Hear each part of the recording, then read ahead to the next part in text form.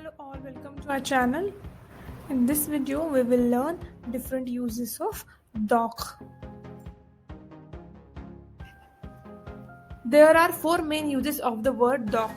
First one is to counter a negative statement. Second one to say actually and yet, after all or but.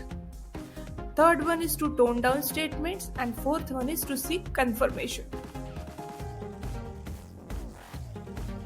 The first way in which you use Doch in German to counter your negative statement which you have already said, and now you want to change your statement from negative to positive.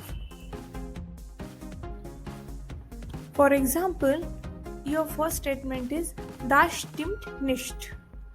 But if you want to change your statement from negative to positive, you would say Doch, das stimmt. Ich bin klüger als du. Nein, bist du nicht. Doch, bin ich doch. Sometimes meaning of doch can be actually, after all, and yet, or but, any of this. For example, ich habe sie doch erkannt.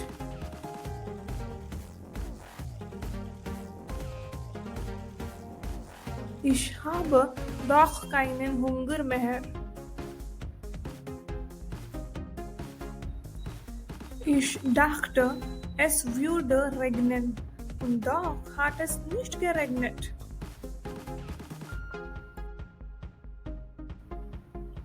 Ich würde das gerne tun, doch ich habe keine Zeit.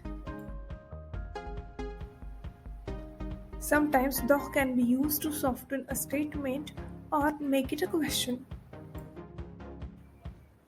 For example, wir gehen ein Bier trinken. Kommst doch mir? Denk doch mal nach.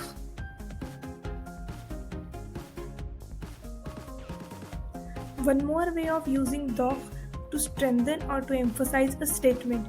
It might seem contradictory to the previous statement of Doch as a softener, but you can also use Doch to make statement stronger. For example, aber nicht doch. Du kannst das doch nicht sagen.